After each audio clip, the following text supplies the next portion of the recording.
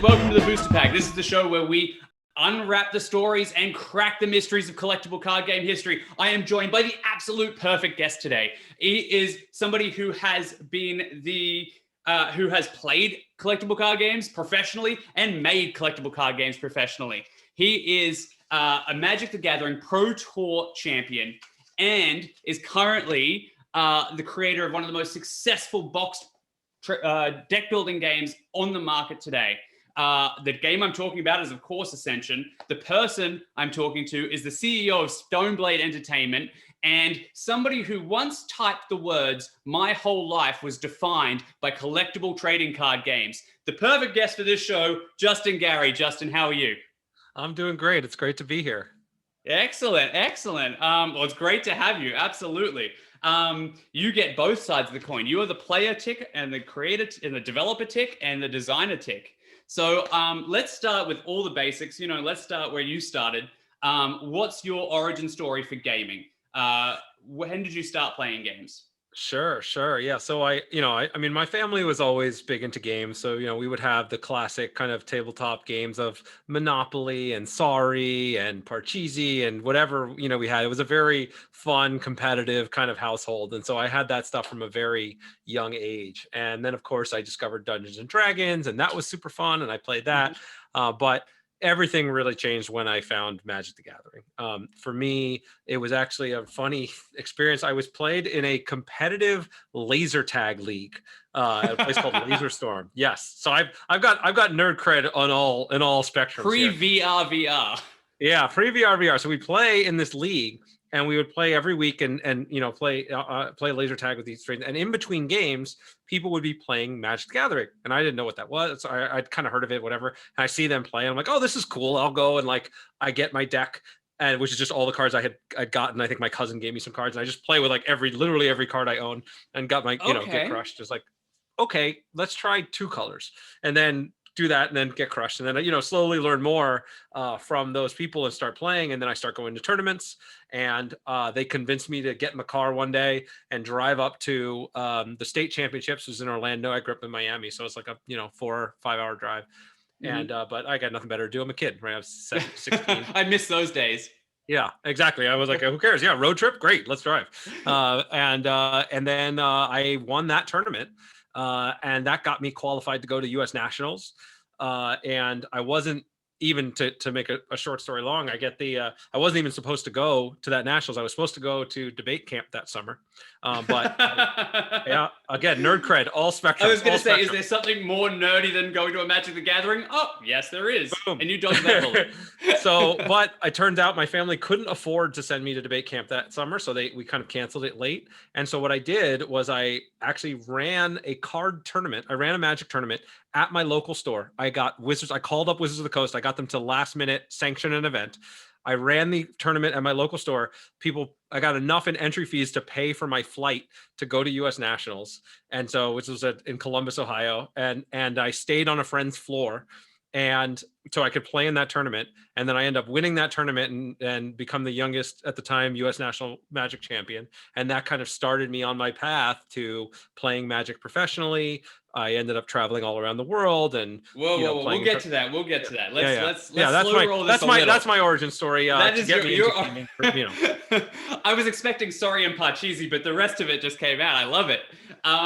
So what I hear there is obviously the entrepreneurial roots about being able to hustle with a Magic the Gathering tournament and stuff. That is certainly something. So obviously you wanted to be somebody who was sort of making decisions and making games and stuff. But was there actually a desire to make games back then?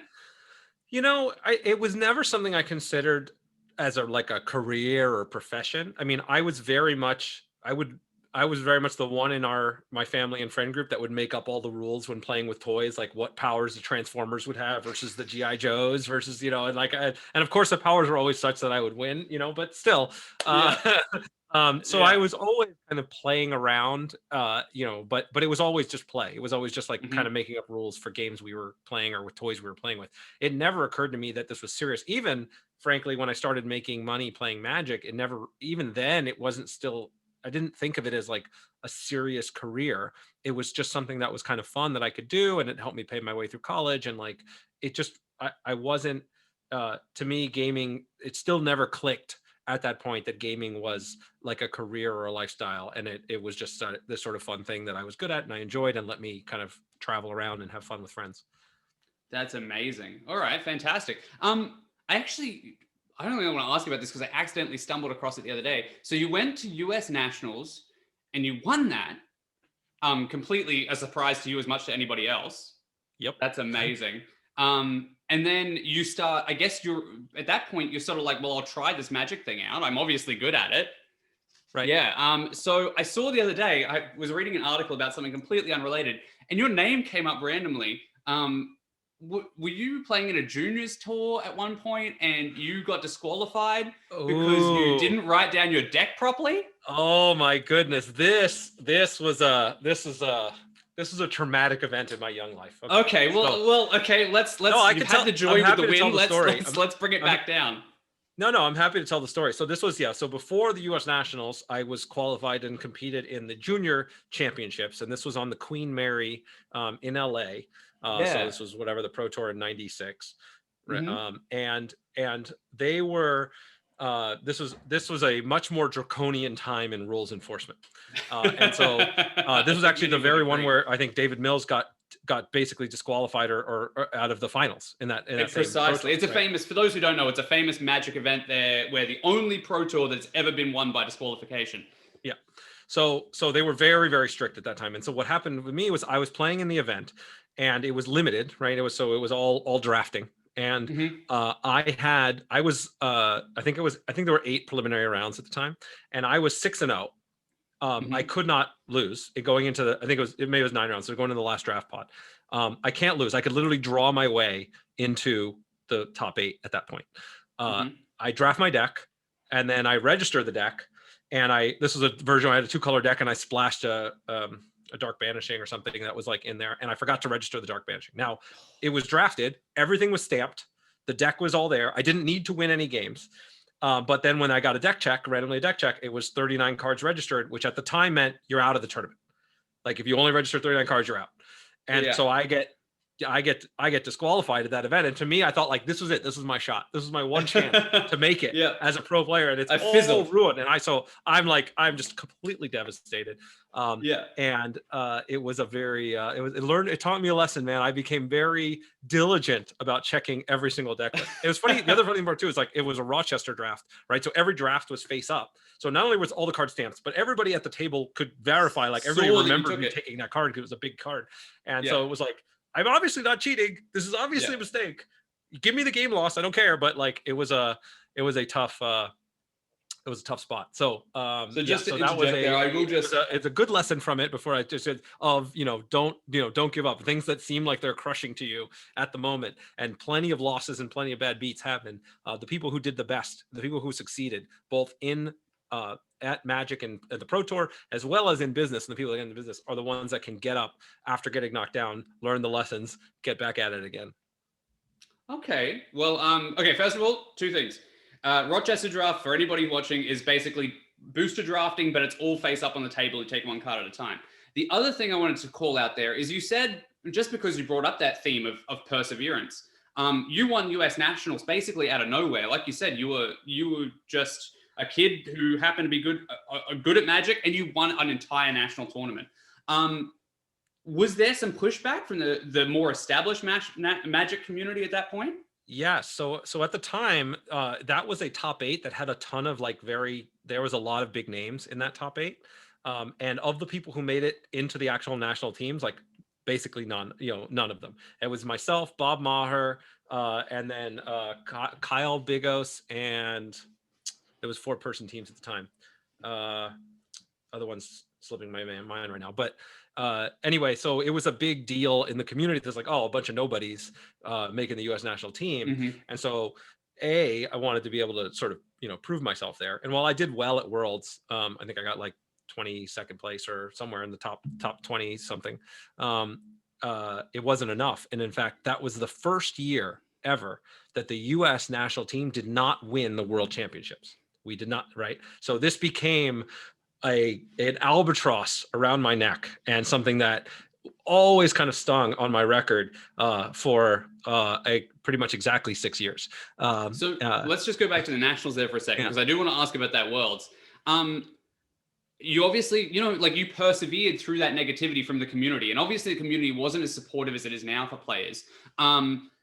You were actually, like I said, called out or, told that you didn't belong or something like that. But one of the things I found miraculous is you said that a big player in the game, a big standard of the game, gave you some encouragement. Do you remember that? In that moment.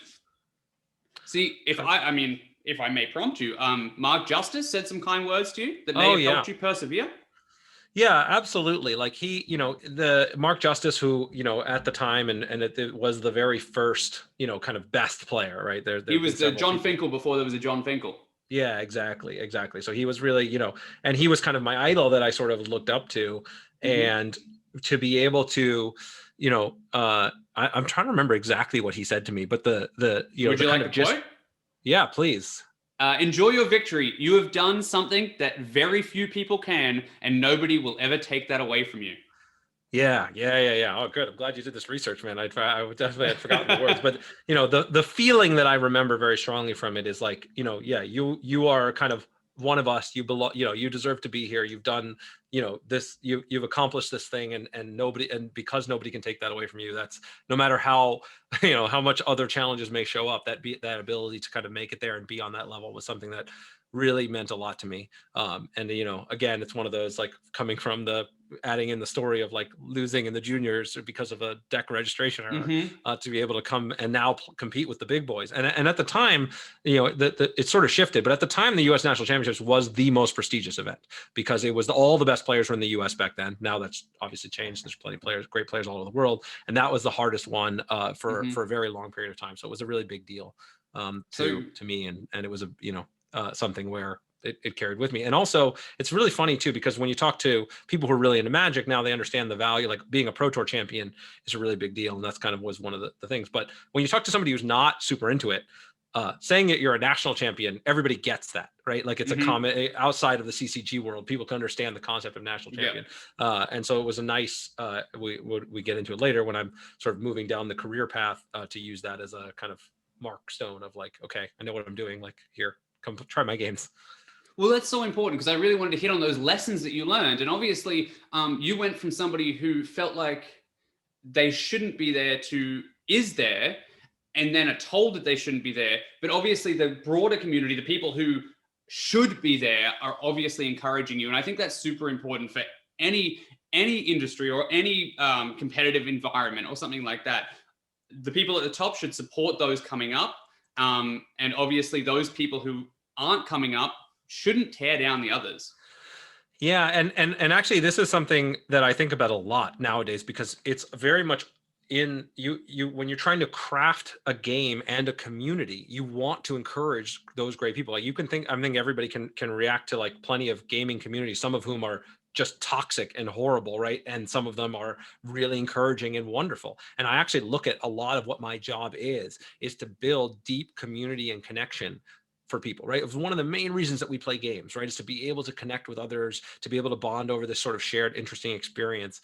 And so the people that were there, and I will say, like, as by far, the people who are at the top of the game in Magic, especially, during the time I played, which I can speak to, were really good people. Now, many of us were young and stupid and immature in a lot of ways that we learned. But like they were good people that sort of worked hard and cared about the game and respected other people that treated the game in the same way. And so that was always great to me. Like I said, the main thing for me as I wasn't thinking of Magic as a career even when I was playing on the Pro Tour, but I was thinking about it as an amazing way to meet up with a lot of really great people every few months in some city somewhere in the world and get to really learn from them and kind of share this really wonderful community that, I mean, again, a lot of these people are still my friends to this day. I mean, and many of whom I pulled in when I was starting my company and many of whom I just, reach out to every now and then. Later on, it's really wonderful. Yeah, well, I just wanted to highlight that because I think that's so important. When they talk about game design, when you do get successful, you do have to manage that community a little bit. Like, I think that, I do think that the way that the community reacts, or the way like a lifestyle game, which is what a collectible game is, it's a lifestyle game, is built is through its community. My previous guest was John Zinzer, and they had obviously the Legend of the Five Rings, which was an completely encompassing community that was very open and very, very enthusiastic to have new players, because they were always like Magic's little brother, right? So they built that in as well. And I think that that's such an important call out, that something isn't discussed when it comes to lifestyle games like that. Yeah. And as a game creator, or as a company that's publishing games, you need to think about the community and how you're building the community in the same way you think about designing a game. Right? What behaviors are you rewarding? What things are you incentivizing people to do? How are you crafting an environment that's going to lead towards these positive outcomes? Right? So L5R is a great example where people will have story-based events, and everybody really cares about honor as a fundamental principle of the game, like being very honorable and being straightforward, right? That's going to tend towards a certain type of player. That's a really great story arc to build in, right? With Ascension, we did not to the same degree, but we did similar things where the world champion becomes a card in the game, right? We're not giving away tens of thousands of dollars in prizes, although we did do that one time. But it's primarily about like being a part of the story. It was really cool. I got to give away a giant check. It was in Vegas at Bally's through this. Oh my God, I haven't seen that. That's fantastic. Oh my God, it was one of those weird, surreal dream kind of situations. It's really fun. So you handed out the giant check instead of receiving it for once.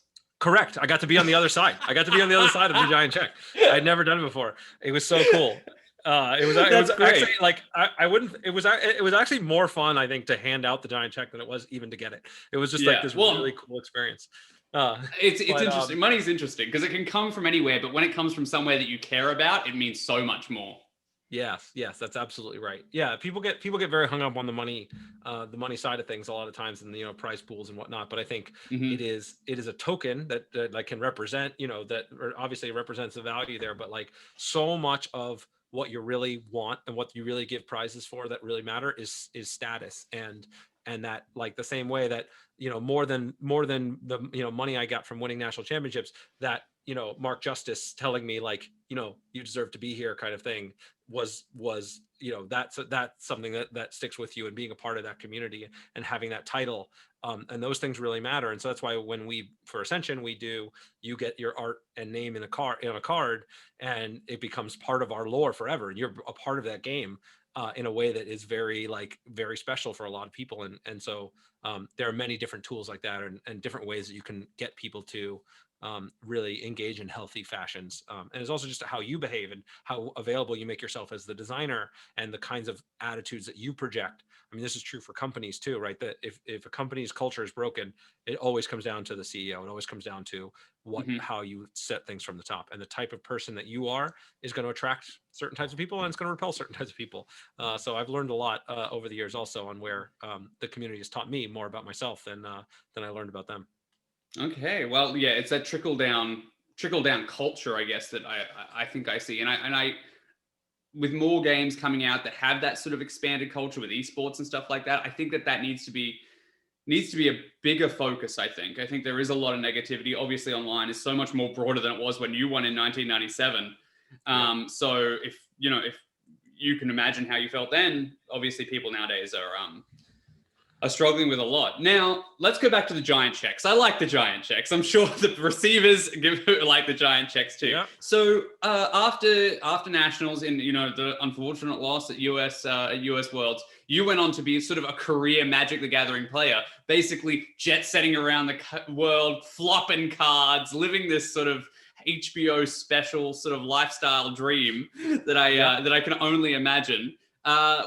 When was the first one? When was the first sort of professional tournament held that got you overseas? That was a Pro Tour Rome, and so this is a big turning point for me, because I was just starting college, and again, I was not thinking of Magic as like a serious thing. It was just a fun hobby that I was pretty good at, and I was just starting college, but I was still qualified for Pro Tour Rome, and I wasn't sure if I was going to go. But my dad really wanted to go to Italy also, And it was just this thing where it was like, okay, look, we'll take one trip, we'll go together. It'll get to be this great father-son bonding adventure. You'll miss a week of college or whatever, no big deal. It's your first semester. And so you just go and get, for one, to have this opportunity is just, we shouldn't pass it up. And so I'd never been to Italy at all. I'd never been to Europe at all. And so I was like, okay, this is great. So we went to go and we flew to Rome. And we had a couple of extra days at the beginning and figured whatever, I'd play in the tournament. So back then, I don't know how it works now, but you had the Friday tournament and then they cut to Saturday if you're doing well. And then if you make the top 8, you get to play on Sunday. Mm-hmm. And so we arrived like Wednesday or something and figured we'd stay till Monday, and that would give us plenty of time because I'll probably just drop out after the first day and we'll get to go tour around Europe. So it turns out we get in on Wednesday, and on Thursday the cabs are striking, so you can't like go anywhere. It's very hard to get anywhere. And in Italy, they're much smarter about their strikes, because in the US when they strike, they just go home. You can't get a cab. But in Italy when they strike, they clog the streets. They just drive super slow everywhere. So we're there. I don't really have much opportunity to tour the first day because the cabs are all locking up the streets. They're basically, slow driving their way around. So I don't have a lot of place to go, but whatever. I play Magic. I practice the decks. I see the little stuff I can walk to. And then we get into the tournament and I'm convinced that I'm just going to drop out soon, right? Like originally I was going to play the Tolarian Academy deck because everybody was playing the Tolarian Academy deck. That was the best deck, like by far. And I had a friend who was going to mail his deck to me. He was going to mail his cards to me before I left because that's, I didn't have the cards, so whatever. And they never show up. So the cards don't show up and I'm flying to Rome. So the only thing I could do was take the PT Jank deck that I had won the Pro Tour qualifier with like months before. That's the only deck I had with me because, again, I was at college. So I just had that deck and I was like, okay, well, whatever, I'm taking it. That's what I'm going to play, I guess. And so I modified it to just like, all right, I know everybody's going to be playing Tolarian Academy, so I'm just going to tweak this deck so I beat Tolarian Academy and hope for the best. So I get into the tournament, and as it turns out, I play against a lot of Tolarian Academy, and my tweaks worked. And so I just crush people left and right and center. And I make it all the way into the top 8. And I think I end up getting like 5th at the end of the tournament by my unexpected, unprepared deck, just that I had tweaked at the last minute to do it. And again, one of the things that was so cool about this, I ended up having, maybe 6 hours to do my whirlwind tour of Rome at the end. Yeah. But what was so cool is because like this was the turning point for me, right? I wasn't even sure if I was going to go to this Pro Tour. I was starting college. I was just, about time to get serious about my life. And this will be a recurring theme done later. But that moment gives me, enough money. It was, I think, $5 or $6 grand at the time. Something like that was a substantial extra prize, and it qualified me for the next event. And it just kind of legitimized what I was doing. So it became, okay, yeah, I'm going to do this. And then, that's again how I paid my way through college. So it was a really huge and momentous time. And I think my Pro Tour report for that is still up on the dojo, the last page of the dojo before it shut down, which for those that don't know, that was the place to go for Magic the Gathering info back in the day. It was like the only site, your today's Channel Fireball or whatever, where all the best players put up tournament reports and had all the info. And so I think it's still up there, and I have a lot of detail. I have round by round stuff that's on there. So if you go to I think maybe the Wayback Machine on on one of the internet if sites, you dig, if you do like an Indiana Jones style archaeological dig, digitally. Yeah, or just Google Justin Gary Pro Tour Rome report. I think it works. But oh, really? Oh, I still got it live? That's great. Okay, so let's not talk about the Pro Tours that you lost. Let's talk about the one that you won. So in Houston in 2002, something historic happened there. Tell me about that. Yes. So Houston was a wonderful time. At the time now, after one of the other nice things about starting college was I was going to school in New Hampshire, which is way too cold. But outside of that, I was right near Boston, and that's where Your Move Games is based. And Your Move Games is an incredible group of people, incredibly talented players, one of the best, if not the best, teams in Magic's history, or certainly at the time, including Rob Doherty, Darwin Castle, Dave Humphreys, a lot of incredible people. and I got to playtest with them. In fact, I beat Darwin at Pro Tour Rome, and that was the first time I started talking with them to kind of work with them. So we all started working together. We became friends, and we're testing for Pro Tour Houston together. This is now years later. And one of the nice things about it is we just had everybody specialize in a deck to figure out the metagame. Well, what happened was something that almost never, ever happens, which is that everybody went to the Pro Tour with a different deck. So I had been practicing the Oath of Druids deck. Rob had been practicing in his Reanimator deck. Darwin had been playing his green-black kind of good stuff deck. And we all just kind of, we were like, we couldn't agree on the best deck, right? Because typically the strategy is, as a team, you all test a bunch of different decks. You come up with your secret best deck that you all, then you all play your best deck and try to crush the field with it. Well, that didn't happen here. We all play our different decks because we just love the decks we have and we think they're the best. And as it turns out, we were all correct. A clean sweep. Clean sweep. Never before, and as far as I know, never since has there ever been a domination like this, where Rob, at the end of the Swiss rounds, right, breaking the top 8, I'm the first seed, Rob is the second seed, Darwin is the third seed. So 3 different people from the same team finishing 1, 2, 3 at the end of the Swiss to go play in the top 8. So then we're all, that's a really fun celebratory dinner that we get to have, right? And getting ready for the next day. And then the next day, we're also matched up because we're 1, 2, 3. None of us play each other in the beginning. Every single one of us sweeps our opponents 3-0. None of us lose a game. So now we're again high-fiving in the semis. And then we move into the semis. Rob and Darwin are playing against each other. And they go to the maximum 5 games all the way to the end, like cut, down to the wire to win. I crush my opponent 3-0. And then it goes down to Rob and I in the finals. So we have none of us have lost a single game to anybody but each other. Rob and I go all the distance, all the way to the 5 games ourselves. So we're losing. We now have the maximum number of games amongst each other. And in the final game, I'm able to pull it out and win the Pro Tour. And it becomes 1, 2, 3. Oh my God. Finishing just as we did at the end of the Swiss. And so we had our trophies lined up in the room, and we were rooming together. So it was just the coolest, the thing you dream about happening when you go to one of these tournaments, the literal best case scenario that you can imagine. We got to live that dream. It was amazing. That's amazing. Sign me up for the NFT for that moment. That's a crazy one.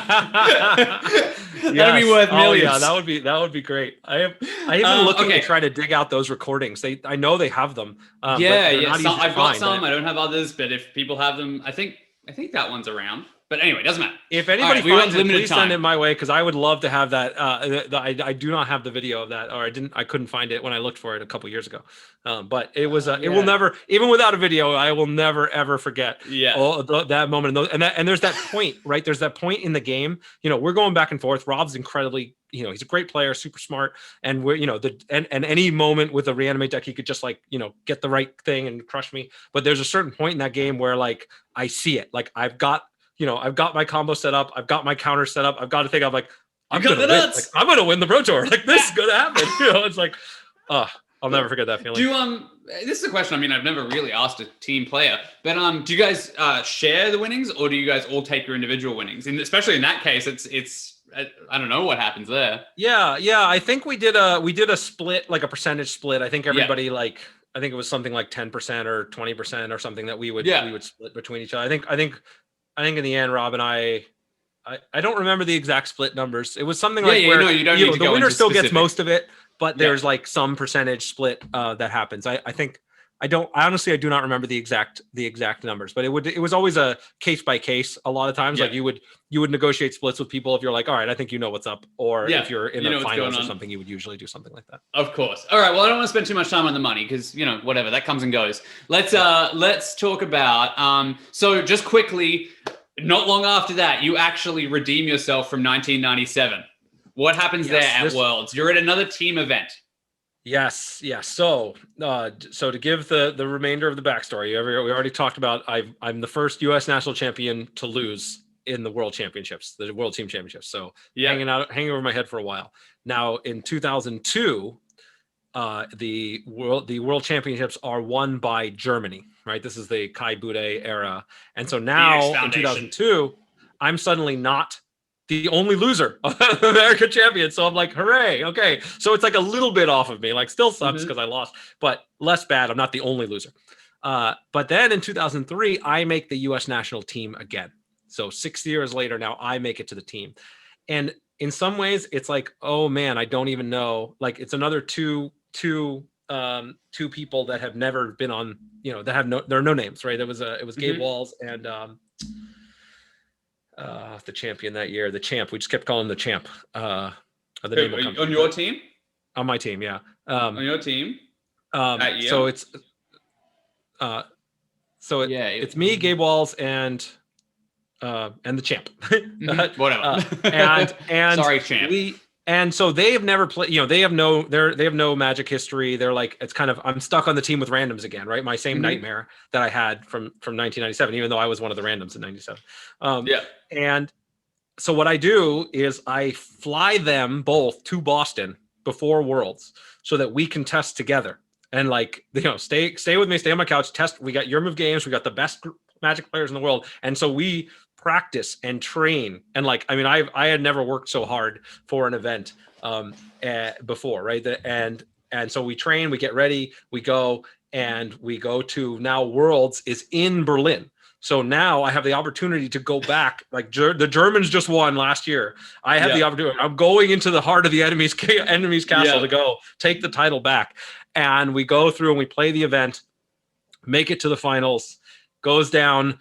The champ loses his match. Gabe wins his match. It comes down to my final match to play the game to win for the USA. And I'm able to pull it out and redeem ourselves, win the championships. And it was a really powerful story arc for me, right? As you can probably tell. And it was like, it's one of those things where the feeling was so dramatically different in like winning Pro Tour Houston was just like pure elation, right? It was just like, oh my God, we're out of nowhere. You never really expect to win a Pro Tour. You always hope to, but you never know. And the fact that we were able to do it was that this one was just like pure relief, just like this weight finally falls off of my shoulders. And we sort of earlier had put on this idea of lessons and, trying to take out more universal things out of this. And for me, it was like, not only is it that sort of like hard work, like really like, people talk about playing cards as being super fun, but like my success was directly proportional to how hard I worked. Like I tested a lot.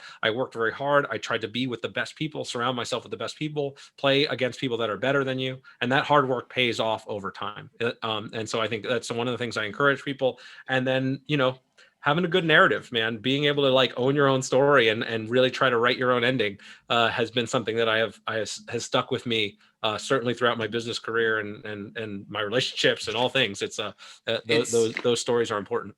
It's amazing. Like, honestly, it sounds like there needs to be a like Mighty Ducks style biopic about your career. Cause it goes like this and then like up again at the end. And I can imagine the glorious music and the hugs and the trophies lifting.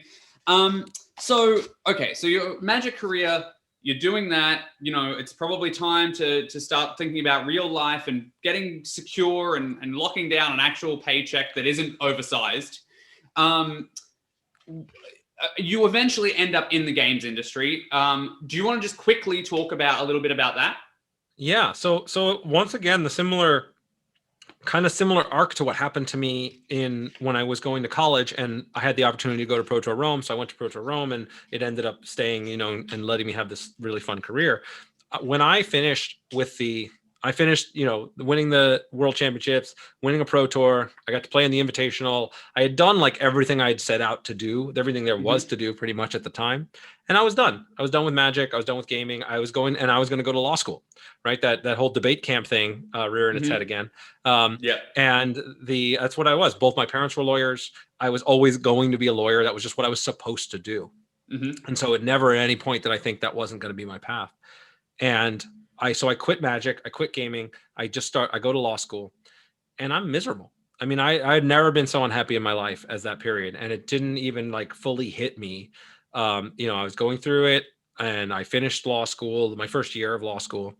And then, thank God an opportunity presented itself, just like these other opportunities of being able to play at Nationals, being able to play at Pro Tour Rome. Because of my Pro Tour experience, a lot of the people from Your Move Games ended up working at Upper Deck Entertainment, and they were working on the new Versus Marvel and DC trading card game. And so they invited me to come out for the summer to just like kind of help review the game, give some dev notes. just because I was a good player, not because I knew how to design games at all.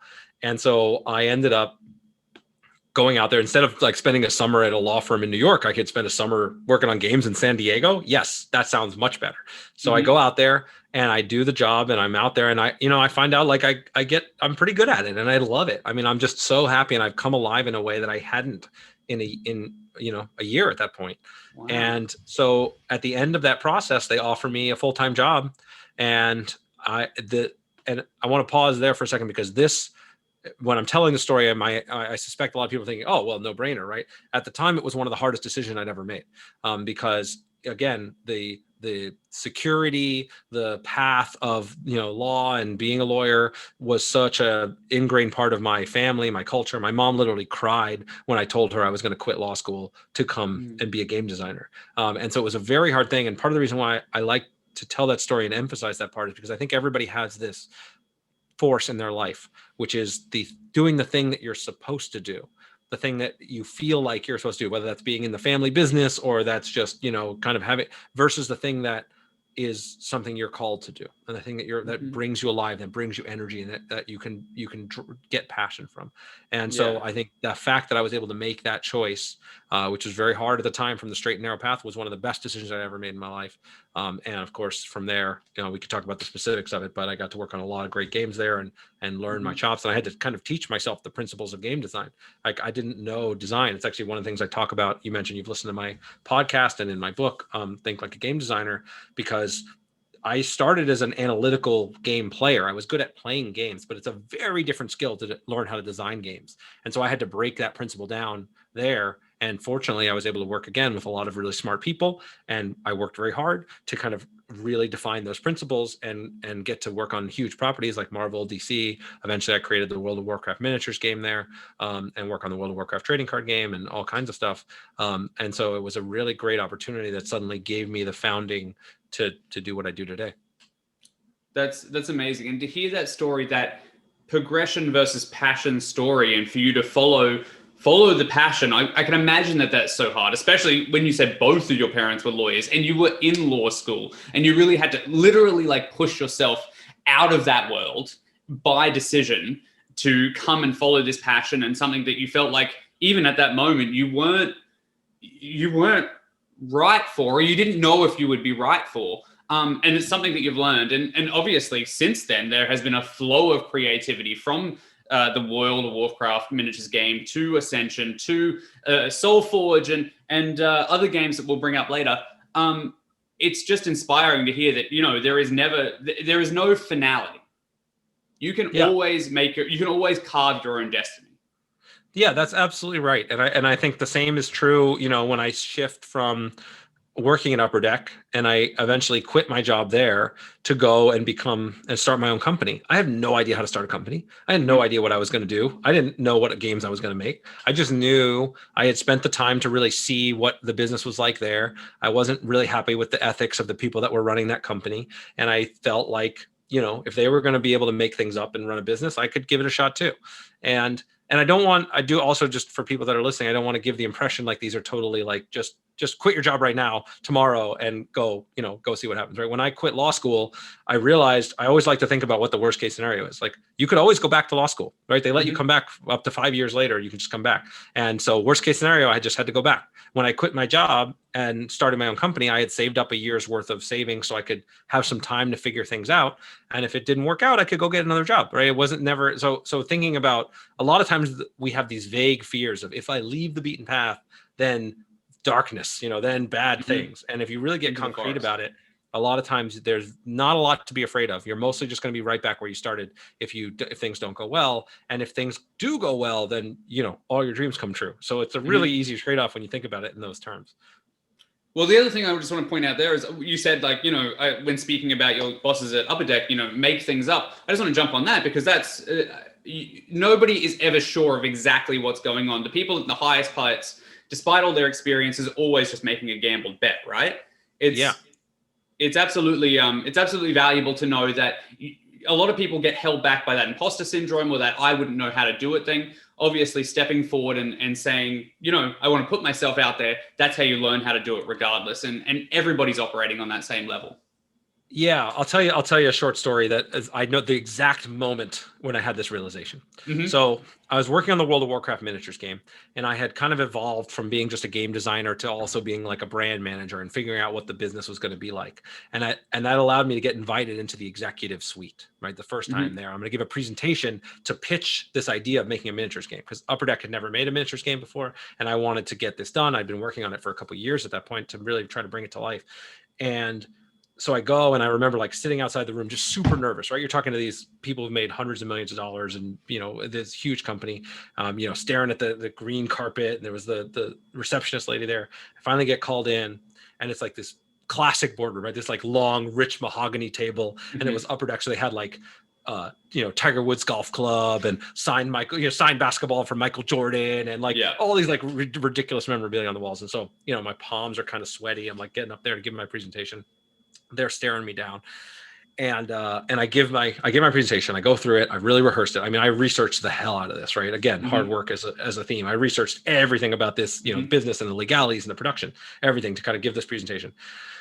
At the end, I finally like, okay, I did it, and now let's see what they think, right? Waiting for it. And they start talking amongst each other, CEO, CFO, they're talking to each other, and they start discussing the idea and like bringing things around. And because I had done so much research, I now realized that they have no idea what they're talking about. Like they're acting like they know, they're acting very confidently, they're saying very confidently, and I know they have no idea what they're talking about. They're dead wrong. And all of a sudden in my head, it clicks. It's like, oh, they've been making this up the whole time. They've been pretending that they know what they're doing. And the first reaction I had was fear, right? The first reaction I had was, oh my God, they don't know what they're doing. Like I was, in still my head, I'm like, I'm the kid, and they're going to be the adults and they're going to tell me what to do. And I'm like, well, they don't know what to do. This project's going to be millions of dollars. Like we could lose millions. I don't know. And then seconds after that, I have this like calm. I'm like, oh, nobody knows what they're doing. I cannot know what I'm doing just as well as they can. And that was the moment where I was like, okay, I'm going to start my own company. And it took me a few months because I actually got World of Warcraft miniatures out the door, finished it. It was about 6 to 8 months later, I think, after this, and really finished what I did, tied up the loose ends, and then quit and started my company. Wow. Okay. That's an amazing little story for anybody else who's out there who like I said, doesn't think that they know enough as the big guys, This comes back to that same theme of like, where do you belong, right? Like you belong where you can be.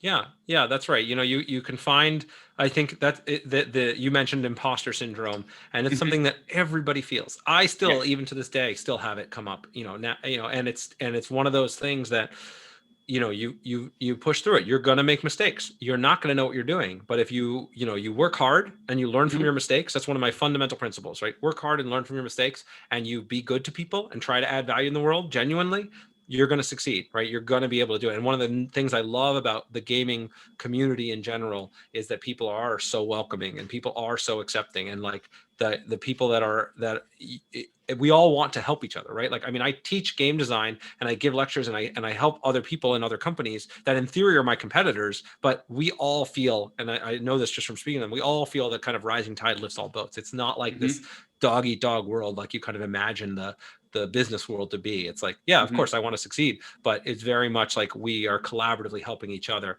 Just like on the Pro Tour, when you have a team of players, it's like, yeah, well, only one of us is going to win the Pro Tour, but we all can kind of help each other get better over time. And so it's a really powerful frame. That's right. Well, people build those networks, right? People build the community. There is a game designer community. There is a game creator community. There is a game player community. Speaking of game player community, people still play some of those games that you worked on all those years ago and are still so passionate about it. I wanted to be able to dive into Verse System, but as I see right now, we are running out of a little bit of time. So what I want to do is I want to throw to the community a little bit there. I actually reached out to some of those groups that still play these games that you worked on and asked if they had any questions for you about your time. You worked on the Verse System trading card game, which was like a Marvel and DC almost battling game where you built teams of superheroes and fought. I want to just take a minute to ask a couple of questions from that community and just see what your reaction is. Now, your biggest influence in the game is you designed an expansion called Infinite Crisis? That was my first lead design. Yeah. That's right. Yeah, that's right. First lead design. And that had a huge impact to the game. And trust me, even today, 15 years later, they love it. They think it's amazing and that it was designed perfectly for things like draft. And there was I said I was talking to you and everyone's just like, just tell him how good draft is for that set, how well balanced it is. The only thing is that they were like, what's the deal with checkmate? But it's so good. Why is it so good? So I want to just ask maybe 2 or 3 questions from that group just to give them a shout out, just to know that they're still playing a game you worked on that some people would call dead. It's not dead. It's still live. It's still vibrant. People are still very engaged. So that is, I think, their System Collective on Facebook. Check them out. I just want to ask some questions from there. Sure. Okay, cool. To join that Facebook group. Yeah, you would be popular, I'm sure. Okay, so the first question comes from Aaron Mead, who I believe is an administrator of the group. He just wants to know, was there anything that you had as far as a say in determining what characters you'd use from the DC comics and what effects they would have? Specifically, he wants to know why Ahmed Samsara was such a meta-defining card, whereas Batman and other major characters weren't as much. Yeah, so it's a great question. So a couple of stories about Infinite Crisis. Infinite Crisis was really, not only was it was a challenging set to work on because we were working with the Infinite Crisis storyline from DC, and those comics were not out yet when we were working on the game. So I had to go to DC for information and had to get things out of them to be able to make the game. And as it turns out, they would lie to me, right? Like I literally would I was like, oh, okay, so the bad guy's really Lex Luthor, right? And they're like, well, no. And then it was like, okay, well, I guess maybe not then. And it turns out, yeah, of course it's Lex Luthor. It's always Lex Luthor. Maybe they didn't know what they were doing either. It's possible. It's very possible.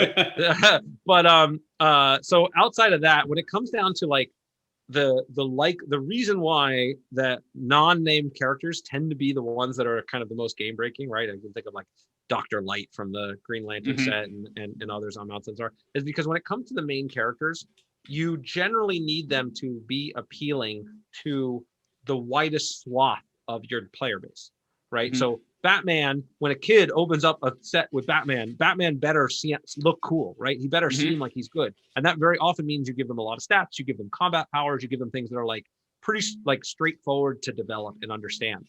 Whereas when it comes to the wacky characters, the kind of off-kilter characters, right? Just again, as a designer, you want to fulfill those expectations for players. You want your marquee iconic characters to be the ones that are kind of the ones that have the broadest appeal. When you come to the wacky kind of side characters and the villains and the bizarre ones, then you can get a little bit more creative. You can kind of make them a more niche because there's a lot of people love Batman.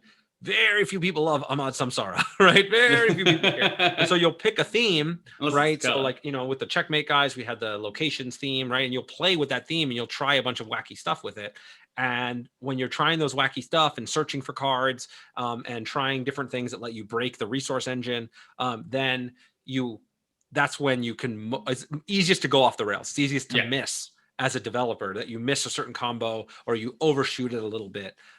And so that's kind of the reason why that tends to be the case, not just for my set, but for every set. You'll tend to find a lot of the side characters and bizarre villains being the broken cards.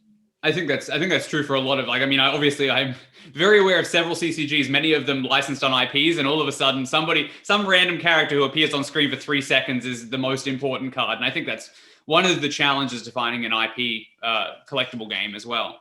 The other question I wanted to ask, look, it's a real quick one because there is something else I want to get to. Did you have a favorite card from that set that you just absolutely loved, that you were like, it was like your child, your baby? Shazam, a 100% Shazam. I was the first person before the unglued sets, before anything else, where you had to say a word to turn a character to do something to a character. And I remember the very first pre-release for Infinite Crisis, when people were in the pre-release, this huge room, people all playing, and I hear the first Shazam shouted from around the room to give him +12/+12. That was like home run, like super fun, super awesome way to deliver on what you would expect from the character, and something that nobody had ever done before. So I felt like that was one of my best creative kind of moments, and I was really happy with how it played out. I'm so glad you mentioned that. I actually had forgotten that card was in that set, but I was playing probably my second ever competitive card game at the time, which was Verse System. And I remember being at, I don't know if it was a pre-release or an early tournament where that was happening. And I heard that and I was like, what is going on over there? And all of a sudden I remembered, oh my God, there's a card that actually, because you read it and it's like trinket test, because you don't actually have to do it, but somebody did it. It's fantastic. Yeah. That's so great. Okay, look, I'm not going to mince words here. We missed a whole bunch. There was technical difficulties. You've got a heart out. There is one thing I want to try just for myself and for future podcasts. I hope at one point you'll accept an offer and an invitation to come back. Yeah, I would love that. This is so much fun, and it's so great to get to relive these stories. And yeah, I have so many more stories about so many of these games. So if we want to do a part 2, I would be thrilled.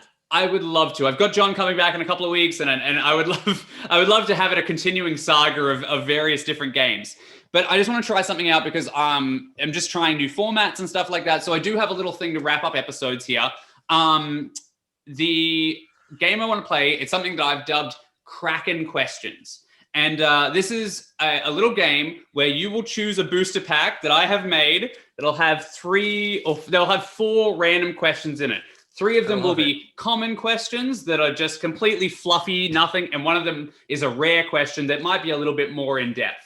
So do you want to choose a color and we'll see what's in there? Let's go red. All right, red it is. Let's see what we've got. Let's crack this pack and find out what the Kraken questions have for Justin today. All right, so. All right. Oh, I left one in there. Don't want to miss the rare card, What's the booster pack trick for this stuff? The process of discovery and open up packs is still exactly right. What's a podcast called The Booster Pack without booster packs, right? Oh, I love it.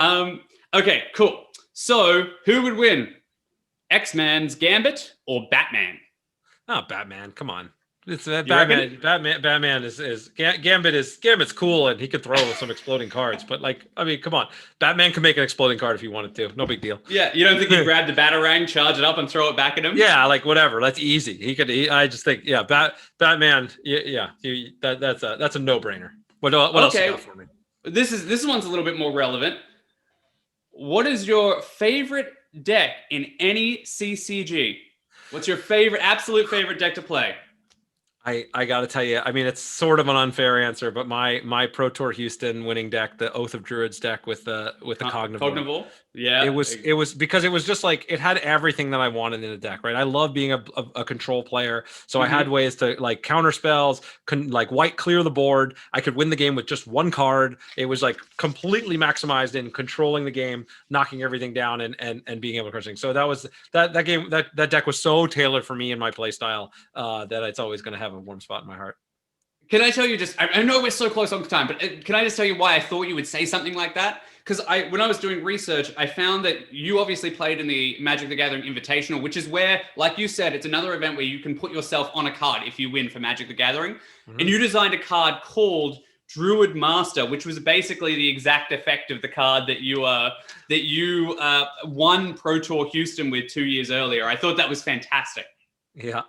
No, it was really fun. Totally broken as it existed, but super fun. That was another one of the sort of mini challenges as a player is that you could if you got not winning an event obviously is a big deal, but also if you can get them to ban a card because you showed them how broken it was another little victory. That's rarefied air, my friend.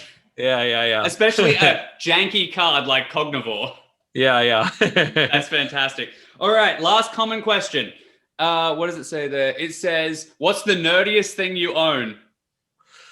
What's the nerdiest thing I own? I own a lot of nerdy things. I still have a comic book collection with my favorites. I have the #1 issue of Wolverine Unlimited and Limited Edition. I have the Death of Superman. I have the first 20 issues of Spawn. So I used to have a giant collection. Now it's down to one box, but I've got my glory ones, even Lobo #1 and crazy little, bins like that. So probably my comic collection is going to be there outside of Magic the Gathering trophies and accessories and whatnot. Yeah. As a world traveler, can I ask you a quick question? Were your parents burdened with that collection before when you were moving around the world and moving a lot and stuff like that? They did. For a while, my mom had all that stuff in storage, so I had to finally get it and sell it. I wish I hadn't because now it's worth a stupid amount of money. But it's for at least a good half dozen years, they had to hold on to a lot of that stuff. Yeah, that's just a pain I'm going through. Anyhow, last question. All right. If you could go back and tweak one game that you have made or published, what would it be and what would be the tweak? Oh man, that is a really hard question. There's a lot to rare unpack there. card. So what I will do is I will use it. I'll use that question to talk about two things, because I have had this opportunity more than most. In fact, so the 10th anniversary of Ascension, we revealed it last year during our Kickstarter. It's actually going to be coming out in a couple months. I was able to go back and correct some of the things that were imbalanced and kind of off from original Chronicle of the Godsire, the very first Ascension set. And so those corrections, and it's not a lot of stuff. It's a couple of cards that were just a little bit too weak. So Druids of the Stone Circle now can hit cards that cost 4 instead of just cards that cost 3.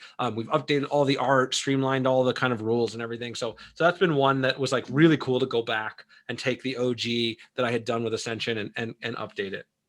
And the other thing that I just announced literally the day before we started recording is that we are going to be coming back with a game, Solforge. We are now launching a sequel called Solforge Fusion. And awesome. Solforge was a dream come true project for me, because I got to work with Richard Garfield, the creator of Magic the Gathering. It turned out that he was a fan of Ascension, and Richard defined my whole life and basically created everything. So be able to work with him on writing Solforge was amazing. And we launched the project, and it had a huge fan base and did a lot of great things, but eventually it was a digital only game and we had to shut it down after several years. And now we've been working for the last 3 years plus on being able to bring it back. And now Solforge Fusion is going to allow us to do that as a physical game that can then scan your decks into the digital game. And so you can have now, it's a fusion of physical and digital. Actually, each deck that you buy decks that are going to be algorithmically generated. So they're actually fusions of different abilities in the decks. You can combine any 2 half decks together, kind of like the game Smash Up, to create your own unique deck that you play. So you're fusing different decks together. It's like being able to take the core of that game, which I loved, which was that every card levels up, and then as you play them. And so there's no costing system. You play 2 cards a turn, and the trade-off is like, how powerful is the card now versus how powerful is it later when I level it up, and how you play with it. I love that core mechanic. And now I'm going to be able to make it in a way that nobody's ever going to be able to take it away from you. You're always going to have that physical version of the game that's going to exist. Every single version you buy is unique, so there'll be thousands and thousands of permutations of cards and infinite permutations of decks that will never be repeated, and it gets to have that core heart. So that's the thing I'm most excited about right now, and it's like literally just top of mind. And if anybody wants to check that out, you can go to stoneblade.com/soulforge, and we'll be showing previews. We'll be giving out little preview demo decks on Tabletop Simulator, and we'll be talking tons more about it, and we'll be doing a Kickstarter in a few months to get that live. That's amazing. Hopefully when you have that Kickstarter, you'll come back on and tell me what the story is. I mean, quickly, obviously, people who played the original Solforge, will there be something extra for them who have invested in it before? Or is there any sort of bonus for those people who were previously involved with the earlier Solforge? Yeah, so as we talked about, the key of building communities, we love our Solforge community. We're definitely going to do something special for them. I don't have an answer for you right now on exactly what that is, because it's a different game. It can't be one-to-one, but I definitely want to do something special for them. And what I will do is, we've already talked about doing a part 2, 100%. Let's come back around in even just as a matter of a few weeks or a month or 2, and I'll be able to have a much deeper conversation with you about it for all the Solforge fans out there, and for hopefully our many new fans that'll get to play. Excellent. Well, you've got to jump away, but it was been an absolute pleasure talking to you. There's so much we didn't cover. We didn't actually really cover you working with Richard Garfield. I wanted to hit on. We barely covered your time with the WoW property. I really wanted to talk about as well. We didn't even talk about that awesome skateboarding CCG that you made one time. We didn't even get a chance to talk about that. You're going deep. We are going very, very deep, and probably stacking it on the way. All right. Well, everybody, this has been the Booster Pack. This is Justin Gary. Thank you so much, Justin, for joining us. It has been an absolute pleasure, and I can't wait for that part 2 hanging down the line. And make sure everyone checks out the new Solforge. Also, soon in stores, you've got Ascension Tactics, a 3D version of a 2D game. So check it out. Awesome. See you again soon. Catch up. Thanks, man. Bye. So that's it for another week, guys. Thank you very much to Justin Gary, and thank you for sticking it out. There's actually something you could do for me if you want to help the show. Just drop a comment below or hit me up on social media. There's some links in the description. Let me know what you thought of the episode. Give me some feedback. What worked, what you liked, what you didn't like. All good. The other thing is, if you have an interesting question you think you'd like to see a game designer or a CCG participant answer, by all means, throw it to me on the social medias below, or even a comment. I'll throw it in a booster pack, and then we might crack it in a later segment of cracking questions. Lastly, if there's something else you could really help the show with, it's subscribe, subscribe, subscribe. Honestly, everyone says it, but it really does help. You can also find me on social media. Again, links below. There's a Twitter, there's a Facebook. If you want to just follow along, find out when future episodes are up, who we're speaking to, make suggestions, be part of the community, please do. Okay, that's it. Take it easy. I'll catch you next week. See ya. Bye for now.